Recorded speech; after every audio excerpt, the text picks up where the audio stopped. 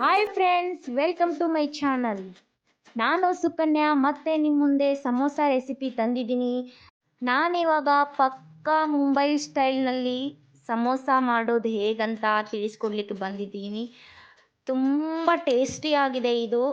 ಒಂದ್ಸಲ ನೀವು ಟ್ರೈ ಮಾಡಿ ನೋಡಿ. ಇವಾಗ ಮಾಡೋ ವಿಧಾನ ಹೇಗಂತ ತಿಳಿಸ್ಕೊಡ್ತೀನಿ, ಬನ್ನಿ. ಮೊದಲನೇದಾಗಿ ನಾನಿಲ್ಲಿ 1.5 ಬೌಲ್ ಮೈದಾ ಹಿಟ್ಟನ್ನು ತೆಗೆದುಕೊಂಡಿದ್ದೀನಿ. ನೀವು ಮೈದಾ ಹಿಟ್ಟಿನಿಂದನೂ ಮಾಡ್ಬೋದು, ಇಲ್ಲಾಂದರೆ ಅರ್ಧ ಮೈದಾ ಹಿಟ್ಟು ಅರ್ಧ ಗೋಧಿ ಹಿಟ್ಟನ್ನು ಹಾಕಿಬಿಟ್ಟು ಕೂಡ ಮಾಡ್ಬೋದು. ಎರಡೂ ಕೂಡ ಟೇಸ್ಟಿಯಾಗಿ ಬರುತ್ತೆ. ತಿನ್ನುವಾಗ ಒಳ್ಳೆ ಫ್ಲೇವರ್ ಬರಲಿ ಅಂತ ನಾನಿಲ್ಲಿ 1 ಸ್ಪೂನು ಅಜ್ವಾನನ್ನು ತೆಗೆದುಕೊಂಡಿದ್ದೀನಿ. ಸ್ವಲ್ಪ ಪುಡಿ ಆಗೋವರೆಗೂ ಇದನ್ನು ಉಜ್ಕೊಂಡು ಹಾಕ್ಕೊಳ್ತಾ ಇದ್ದೀನಿ. ನಂತರ ನಾನಿಲ್ಲಿ ರುಚಿಗೆ ತಕ್ಕಷ್ಟು ಉಪ್ಪನ್ನು ಹಾಕ್ಕೋತೀನಿ. ಸ್ವಲ್ಪ ಹಾಕ್ಕೊಳ್ಳಿ, ತುಂಬ ಹಾಕ್ಕೊಳ್ಳಿಕ್ಕೆ ಹೋಗಬೇಡಿ. ಮತ್ತು ಅರ್ಧ ಸ್ಪೂನು ಅರಿಶಿಣದ ಪುಡಿಯನ್ನು ಹಾಕ್ಕೊಳ್ತೀನಿ. ಅರ್ಧ ಸ್ಪೂನು ಜೀರಿಗೆಯನ್ನು ಕೂಡ ಹಾಕ್ಕೊಳ್ತೀನಿ. ಮತ್ತು 1 ಸ್ಪೂನು ಅಕ್ಕಿ ಹಿಟ್ಟನ್ನು ಹಾಕ್ಕೊಳ್ತೀನಿ. ಅಕ್ಕಿ ಹಿಟ್ಟು ಯಾಕೆ ಹಾಕ್ಕೊಳ್ತಾ ಇದ್ದೀನಿ ಅಂದರೆ ತುಂಬ ಕ್ರಿಸ್ಪಿಯಾಗಿ ಬರುತ್ತೆ, ಸೊ ಅದಕ್ಕಾಗಿ ಹಾಕ್ಕೊಳ್ತಾ ಇದ್ದೀನಿ. ಇವಾಗ ಚೆನ್ನಾಗಿ ಇದನ್ನು ಮಿಕ್ಸ್ ಮಾಡ್ಕೊಳ್ತೀನಿ ನಾನು. ಹಿಟ್ಟಿನಲ್ಲೆಲ್ಲ ಮಿಕ್ಸ್ ಆಗಬೇಕಲ್ವಾ, ಜೀರಿಗೆ ಅಜ್ವಾನ ಇದೆಲ್ಲ ಮಿಕ್ಸ್ ಆಗಬೇಕು ಅಲ್ವಾ. ಸ್ವಲ್ಪ ಹೊತ್ತು 1-2-3 ನಿಮಿಷ ಚೆನ್ನಾಗಿ ಮಿಕ್ಸ್ ಮಾಡ್ಕೊಳ್ತೀನಿ. ನಿಧಾನವಾಗಿ ಹೇಳ್ಕೊಡ್ತೀನಿ. ವಿಡಿಯೋನ ಸ್ಕಿಪ್ ಮಾಡದೆ ನೋಡಿ. ಸಬ್ಸ್ಕ್ರೈಬ್ ಯಾರು ಮಾಡಿಲ್ವೋ ಅವರು ಸಬ್ಸ್ಕ್ರೈಬ್ ಆಗಿ, ಯಾಕಂದರೆ ಇದೇ ಥರ ಸ್ಪೆಷಲ್ ರೆಸಿಪಿನ ನಾನು ಮಾಡ್ತಾ ಇರ್ತೀನಿ, ನಿಮ್ಗೆ ನೋಟಿಫಿಕೇಷನ್ ಬರ್ತಾ ಇರುತ್ತೆ. ಸೊ ಅದಕ್ಕಾಗಿ ನಂತರ ಇದಕ್ಕೆ ನಾನು 2 ಸ್ಪೂನು ತುಪ್ಪವನ್ನು ಹಾಕ್ಕೊಳ್ತಾ ಇದ್ದೀನಿ. ಮತ್ತು 1.5 ಸ್ಪೂನು ಒಳ್ಳೆ ಎಣ್ಣೆಯನ್ನು ಹಾಕ್ಕೊಳ್ತಾ ಇದ್ದೀನಿ, ಅಂದರೆ ಶೇಂಗಾ ಎಣ್ಣೆ ಹಾಕ್ಕೊಳ್ತಾ ಇದ್ದೀನಿ ಇಲ್ಲಿ ನಾನು. ನಂತರ ಇದನ್ನೆಲ್ಲ ಮಿಕ್ಸ್ ಮಾಡ್ಕೊಳ್ತೀನಿ. ಚೆನ್ನಾಗಿ 2 ಕೈಯಿಂದ ಚೆನ್ನಾಗಿ ಉಜ್ಕೊಳ್ತೀನಿ ನಾನು.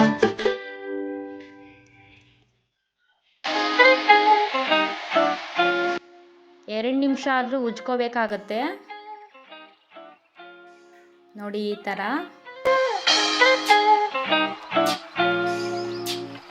ಇವಾಗ ನೋಡಿ, ಈ ಥರ ಮುಷ್ಟಿ ಮಾಡಿದಾಗ ಸ್ವಲ್ಪ ಈ ಥರ ಬರಬೇಕು. ಸೊ ಅಂದರೆ ಮಾತ್ರ ಇದು ಚೆನ್ನಾಗಿ ಹದ ಆಗಿದೆ ಅಂತ ಅರ್ಥ. ಜಾಸ್ತಿ ಕೂಡ ಎಣ್ಣೆ ತುಪ್ಪ ಕೂಡ ಹಾಕ್ಕೊಳ್ಳಿಕ್ಕೆ ಹೋಗಬೇಡಿ. ಇವಾಗ ಸ್ವಲ್ಪ ನೀರು ಹಾಕ್ತಾ ನಾನು ಮಿಕ್ಸ್ ಮಾಡ್ಕೊಳ್ತೀನಿ. ಸ್ವಲ್ಪ ಗಟ್ಟಿಯಾಗಿ ನಾದ್ಕೋಬೇಕಾಗತ್ತೆ ಇದನ್ನು, ತುಂಬ ಮೃದುವಾಗಿ ನಾದ್ಕೊಳ್ಳಿಕ್ಕೆ ಹೋಗಬೇಡಿ. ಯಾಕಂದರೆ ಗಟ್ಟಿಯಾಗಿ ನಾದ್ಕೊಂಡ ಮೇಲೆ ಇದನ್ನು ನಾವು ತುಂಬ ಹೊತ್ತು ನಾದಿದಾಗ ಅದು ತಾನಾಗೆ ಸ್ಮೂತ್ ಆಗುತ್ತೆ. ಮತ್ತು ಇದನ್ನು ಅರ್ಧ ಗಂಟೆ ಕೂಡ ಇಡಬೇಕಾಗತ್ತೆ. ಸೊ ಅದಕ್ಕಾಗಿ ಗಟ್ಟಿಯಾಗಿ ನಾದ್ಕೋಬೇಕಾಗತ್ತೆ.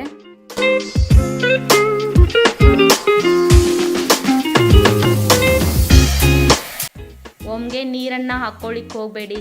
ಸ್ವಲ್ಪ ನೀರನ್ನು ಹಾಕ್ಕೊಳ್ತಾ ಗಟ್ಟಿ ಮಾಡ್ಕೊಳ್ಬೇಕಾಗತ್ತೆ.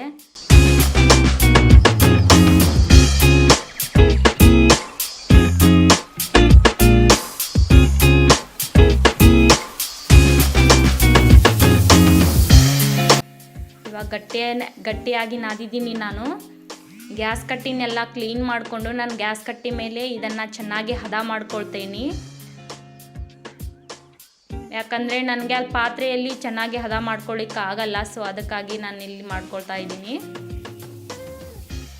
ಈ ಥರ ಒಂದು 2-3 ನಿಮಿಷನಾದರೂ ನೀವು ಚೆನ್ನಾಗಿ ನಾದ್ಕೊಳ್ಬೇಕಾಗತ್ತೆ.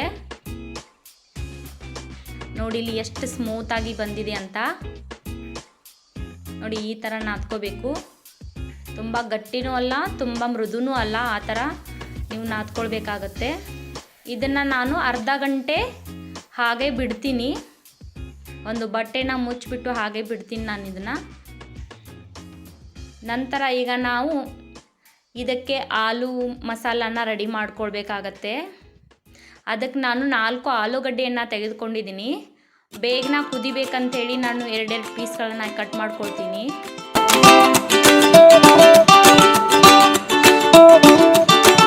ಇವಾಗ ನಾನು ಕುಕ್ಕರ್ನಲ್ಲಿ ಹಾಕಿ ಕುದಿಲಿಕ್ಕೆ ಇಡ್ತೀನಿ. ಇದು ಕುದಿಯೋವರೆಗೂ ಇದಕ್ಕೆ ಬೇಕಾಗಿರುವಂಥ 2 ಈರುಳ್ಳಿನ ಕಟ್ ಮಾಡ್ಕೊಳ್ತೀನಿ.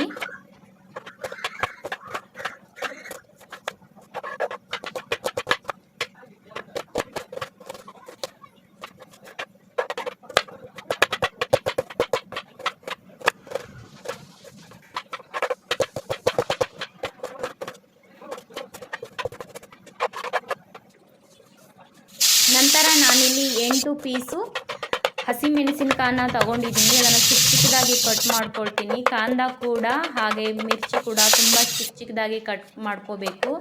ಇಲ್ಲಿ 15ರಿಂದ 20 ಗ್ರಾಮು ಕೊತ್ತಂಬರಿಯನ್ನು ತೆಗೆದುಕೊಂಡಿದ್ದೀನಿ, ಅದನ್ನು ಕೂಡ ಕಟ್ ಮಾಡ್ಕೊಳ್ತಾ ಇದ್ದೀನಿ. ಮತ್ತು ಒಂದು 5ರಿಂದ 6 ಗ್ರಾಮು ಅಲ್ಲವನ್ನು ತೆಗೆದುಕೊಂಡಿದ್ದೀನಿ, ಅಲ್ಲವನ್ನು ಕೂಡ ಕುಟ್ಕೊಂಡು ಇಟ್ಕೊಂಡಿದ್ದೀನಿ. ಇವಾಗ ನೋಡಿ, ಕಾಂದ ಮತ್ತು ಕೊತ್ತಂಬರಿ, ಮೆಣಸಿನ್ಕಾಯಿ ಮತ್ತು ಅಲ್ಲವೆಲ್ಲ ರೆಡಿ ಮಾಡ್ಕೊಂಡು ಇಟ್ಕೊಂಡೆ. ಇವಾಗ ಬಟಾಟ ಎಲ್ಲ ಕುದ್ದಿದೆ, ಅದನ್ನು ನಾನು ಸುಲ್ಕೊಳ್ತೀನಿ. ಇವಾಗ ಇದನ್ನೆಲ್ಲ ಮ್ಯಾಶ್ ಮಾಡ್ಕೊಳ್ತೀನಿ. ನಂತರ ಒಂದು ಪಾತ್ರೆಯನ್ನು ಇಟ್ಬಿಟ್ಟು 2 ಸ್ಪೂನು ಎಣ್ಣೆಯನ್ನು ಹಾಕ್ಕೊಳ್ತೀನಿ. ನಂತರ 1 ಸ್ಪೂನು ಜೀರಿಗೆಯನ್ನು ಹಾಕ್ಕೊಳ್ತಾ ಇದ್ದೀನಿ. 1/2 ಸ್ಪೂನು ಸಾಸಿವೆಯನ್ನು ಹಾಕ್ಕೊಳ್ತೀನಿ. 1 ನಿಮಿಷ ಅದು ಫ್ರೈ ಆದಮೇಲೆ ಮತ್ತು ಕಟ್ ಮಾಡಿರುವಂಥ ಈರುಳ್ಳಿನ ಹಾಕ್ಕೊಂಡು ಮತ್ತು ಕಟ್ ಮಾಡಿರುವಂಥ ಹಸಿಮೆಣಸಿನಕಾಯಿ ಮತ್ತು ಕೊತ್ತಂಬರಿನ ಹಾಕಿ 1 ನಿಮಿಷ ಫ್ರೈ ಮಾಡ್ಕೊಳ್ತೀನಿ. ಫ್ರೈ ಆಗಿದೆ. ನಂತರ ಇದಕ್ಕೆ ನಾನು 1 ಸ್ಪೂನು ಗರಂ ಮಸಾಲ, 1.5 ಸ್ಪೂನು ಸಾಂಬಾರು ಕಾಳಿನ ಮಸಾಲವನ್ನು ಹಾಕ್ಕೊಳ್ತಾ ಇದ್ದೀನಿ. ಸಾಂಬಾರು ಕಾಳನ್ನು ಪುಡಿ ಮಾಡ್ಕೊಂಡು ಮೊದಲೇ ಇಟ್ಕೊಂಡಿದ್ದೆ. ನಂತರ 1/2 ಸ್ಪೂನು ಅರಿಶಿಣದ ಪುಡಿ, 1 ಸ್ಪೂನು ಖಾರ ಮತ್ತು ರುಚಿಗೆ ತಕ್ಕಷ್ಟು ಉಪ್ಪು ಹಾಕ್ಕೊಂಡು ನಾನು ಇದನ್ನು ಚೆನ್ನಾಗಿ ಫ್ರೈ ಮಾಡ್ಕೊಳ್ತೀನಿ. ಸ್ವಲ್ಪ ಚೆನ್ನಾಗಿ ಫ್ರೈ ಆಗಬೇಕಾಗತ್ತೆ. ಕೆಳಗಡೆ ಹೊತ್ಕೊಳ್ಬಾರ್ದು ಅಂತ ಸ್ವಲ್ಪ ನೀರನ್ನು ಹಾಕ್ಕೊಳ್ತಾ ಇದ್ದೀನಿ.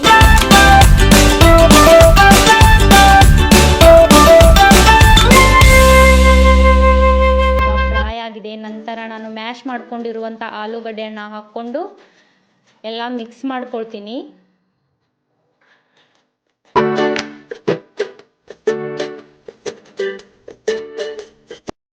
ಸ್ಮೆಲ್ ತುಂಬ ಚೆನ್ನಾಗಿ ಬರ್ತಾ ಇದೆ. ನೋಡಿ, ಈ ಥರ ರೆಡಿ ಮಾಡ್ಕೊಳ್ಬೇಕಾಗತ್ತೆ. ನಂತರ ನಾನಿಲ್ಲಿ ಹಸಿ ಬಟಾಣಿಯನ್ನು ತಗೊಂಡಿದ್ದೀನಿ, ಒಂದು ಅರ್ಧ ಕಪ್ಪು. ಇದನ್ನು ಸ್ವಲ್ಪ ಉಪ್ಪು ಹಾಕಿ ನೀರಲ್ಲಿ ಕುದಿಲಿಕ್ಕೆ ಬಿಟ್ಟಿದ್ದೆ. ಇವಾಗ ಚೆನ್ನಾಗೂ ಕುದ್ದಿದೆ. ನೋಡಿ, ಈ ಥರ ಕುದ್ದಿದೆ. ಬಟಾಣಿ ಕಾಳನ್ನು ಜಾಸ್ತಿ ಕುದಿಸ್ಲಿಕ್ಕೆ ಹೋಗಬೇಡಿ, ಅರ್ಧಂಬರ್ಧ ಕುದಿಸಿರ್ಬೇಕು. ಯಾಕಂದರೆ ಸಮೋಸ ತಿನ್ನುವಾಗ ತುಂಬ ಟೇಸ್ಟಿಯಾಗಿ ಬರುತ್ತೆ ಸ್ವಾದಕ್ಕಾಗಿ. ನೆಕ್ಸ್ಟ್ ನಾನಿಲ್ಲಿ ಒಂದು ಪಾತ್ರೆನ ಇಟ್ಕೊಂಡು 1/2 ಸ್ಪೂನ್ ಎಣ್ಣೆಯನ್ನು ಹಾಕಿಬಿಟ್ಟು ಆಗಲೇ ಅಲ್ಲವನ್ನು ಕುಟ್ಕೊಂಡಿದ್ನಲ್ಲ ಅದನ್ನು ಹಾಕ್ಕೊಳ್ತೀನಿ. ಮತ್ತು ಕುದಿಸಿರುವಂಥ ಬಟಾಣಿ ಕಾಳನ್ನು ಹಾಕ್ಕೊಂಡು 1 ನಿಮಿಷ ಫ್ರೈ ಮಾಡ್ಕೋತೀನಿ. ಮೀಡಿಯಮ್ ಫ್ಲೇಮ್ನಲ್ಲಿ ಇಟ್ಕೊಳ್ಳಿ, ಹೈ ಫ್ಲೇಮ್ನಲ್ಲಿ ಇಟ್ಕೊಳ್ಳಿಕ್ಕೆ ಹೋಗಬೇಡಿ. ಇವಾಗ ಫ್ರೈ ಆಗಿದೆ. ನೆಕ್ಸ್ಟ್ ನಾನಿಲ್ಲಿ ಆಲೂ ಮಸಾಲಾನ ರೆಡಿ ಮಾಡ್ಕೊಂಡಿದ್ನಲ್ಲ ಅದರಲ್ಲಿ ಹಾಕ್ಕೊಂಡು ಮಿಕ್ಸ್ ಮಾಡ್ಕೊಳ್ತಾ ಇದ್ದೀನಿ. ಈ ಥರ ಫ್ರೈ ಮಾಡಿಕೊಂಡು ನೀವು ಮಿಕ್ಸ್ ಮಾಡ್ಕೊಳ್ಳೋದ್ರಿಂದ ತಿನ್ನೋವಾಗ ತುಂಬ ಟೇಸ್ಟಿಯಾಗಿರುತ್ತೆ. ಇದನ್ನು ಹಾಗೆ ತಿನ್ನೋದಕ್ಕೂ ಕೂಡ ತುಂಬ ಟೇಸ್ಟಿಯಾಗಿದೆ. ಬೇಕಾದ್ರೆ ಒಂದ್ಸಲ ಮನೆಯಲ್ಲಿ ಟ್ರೈ ಮಾಡಿ ನೀವು ಹಾಗೆ ತಿಂದು ನೋಡಿ. ಹಾಗೆ ನಾವು ಅರ್ಧ ಗಂಟೆ ನಾನು ಮೈದಾ ಹಿಟ್ಟನ್ನು ನೆನೆಲಿಕ್ಕೆ ಇಟ್ಟಿದ್ದೆ. ಇವಾಗ ಅರ್ಧ ಗಂಟೆ ನೆಂದಿದೆ. ನೆಂದ ಮೇಲೆ ಮತ್ತೆ ಒಂದು 2 ನಿಮಿಷ ಈ ಥರ ನಾದ್ಕೊಳ್ಳಿ ಚೆನ್ನಾಗಿ. ನೋಡಿ ಇಲ್ಲಿ ಯಾವ ಥರ ಸ್ಮೂತಾಗಿ ಬಂದಿದೆ ಅಂತ. ನಂತರ ಚಪಾತಿ ಮಾಡ್ಕೊಳ್ಳಿಕ್ಕೆ ಎಷ್ಟು ಉಳ್ಳಿ ತೊಗೋತಿರಲ್ಲ ಅಷ್ಟೇ ಉಳ್ಳಿಯನ್ನು ತೊಗೊಂಡ್ಬಿಟ್ಟು ಚಪಾತಿ ಸೈಜ್ನಲ್ಲಿ ಇದನ್ನು ನಾನು ಲಟ್ಟಿಸ್ಕೊತಾ ಇದ್ದೀನಿ.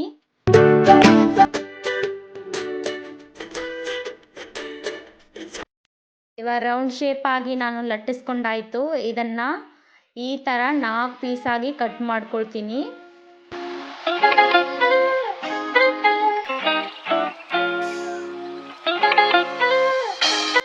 ನೋಡಿ, ಈ ಥರ 4 ಪೀಸಾಗಿ ಕಟ್ ಮಾಡ್ಕೊಳ್ಬೇಕಾಗತ್ತೆ. ಇದೇ ಥರ ನಾನು ಅಷ್ಟು ಹಿಟ್ಟನ್ನು ಕೂಡ ಲಟ್ಟಿಸ್ಕೊಂಡು ರೆಡಿ ಮಾಡ್ಕೊಂಡು ಇಟ್ಕೋತೀನಿ. ಅಂಟ್ಕೋಬಾರ್ದಂತ ಹೇಳಿ ಮೈದಾ ಹಿಟ್ಟು ಹಾಕಿ ಪ್ರತಿಯೊಂದು ಪದರ ಮೇಲೆ ಮೈದಾ ಹಿಟ್ಟನ್ನು ಹಾಕಿ ಇಟ್ಕೊಳ್ತೀನಿ. ಇಲ್ಲಿ ಸಮೋಸಕ್ಕೆ ಅಷ್ಟು ಹಿಟ್ಟನ್ನು ರೆಡಿ ಮಾಡ್ಕೊಂಡು ಇಟ್ಕೊಂಡಾಯಿತು. ಇವಾಗ ಇದನ್ನು ಫೋಲ್ಡ್ ಮಾಡ್ಕೋ ರೀತಿ ಹೇಗಂತ ತಿಳಿಸ್ಕೊಡ್ತೀನಿ. ರೌಂಡ್ ಶೇಪ ಏನಿರುತ್ತಲ್ಲ ಅದು ಆ ಸೈಡಿಂದ ನಾವು 2 ಮೂಲೆಯನ್ನು ತಗೊಂಡ್ಬಿಟ್ಟು ಈ ಥರ ಫೋಲ್ಡ್ ಮಾಡ್ಕೊಳ್ಬೇಕಾಗತ್ತೆ. ನೋಡಿ, ಈ ಥರ ಫೋಲ್ಡ್ ಮಾಡಿಕೊಂಡು ಗಟ್ಟಿಯಾಗಿ ಇದನ್ನು ಅಂಟಿಸ್ಬೇಕಾಗತ್ತೆ. ಇಲ್ಲ ಅಂದರೆ ಬಿಚ್ಕೊಳ್ಳೋ ಚಾನ್ಸಸ್ ಇರುತ್ತೆ. ಒಳಗಡೆ ಬದಿಯಿಂದ ಮತ್ತು ಹೊರಗಡೆ ಬದಿಯಿಂದ ಕೂಡ ಚೆನ್ನಾಗಿ ನಾವು ಅಂಟಿಸ್ಬೇಕಾಗತ್ತೆ. ಗೊತ್ತಾಗಲಿಲ್ಲ ಅಂದರೆ ಇನ್ನೊಂದ್ಸಲ ತೋರಿಸ್ತಾ ಇದ್ದೀನಿ ನೋಡಿ.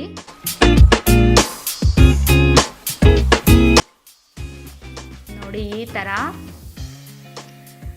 ಇದೇ ಥರ ನಾನು ಎಲ್ಲವನ್ನು ಮಾಡ್ಕೊಂಡಿದ್ದೀನಿ.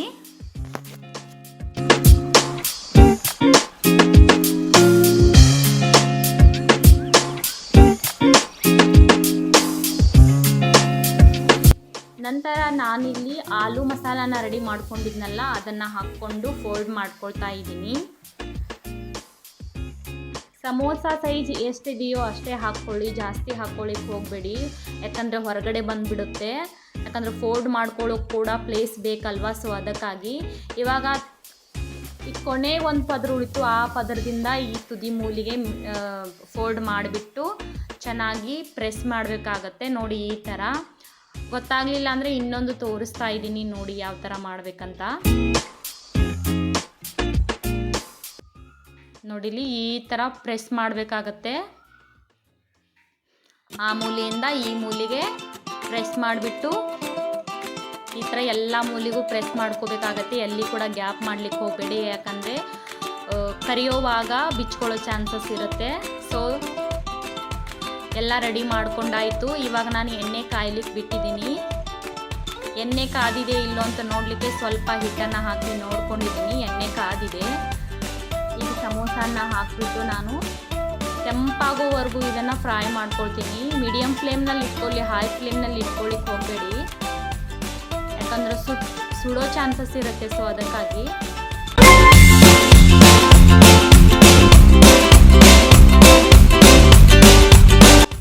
ಒಂದು 4-5 ನಿಮಿಷದಲ್ಲಿ ಇದು ಚೆನ್ನಾಗಿ ಫ್ರೈ ಆಗುತ್ತೆ. ಒಳಗಡೆ ಹೊರಗಡೆ ಕೂಡ ತುಂಬ ಚೆನ್ನಾಗಿ ಫ್ರೈ ಆಗುತ್ತೆ. ಸೊ ಅದಕ್ಕಾಗಿ ನೋಡಿ ಇಲ್ಲಿ ಎಷ್ಟು ಚೆನ್ನಾಗಿ ಫ್ರೈ ಆಗಿದೆ ಅಂತ. ಅದೇ ಥರ ನಾನು ಎಲ್ಲ ಸಮೋಸಾನ ಫ್ರೈ ಮಾಡ್ಕೊಳ್ತೀನಿ.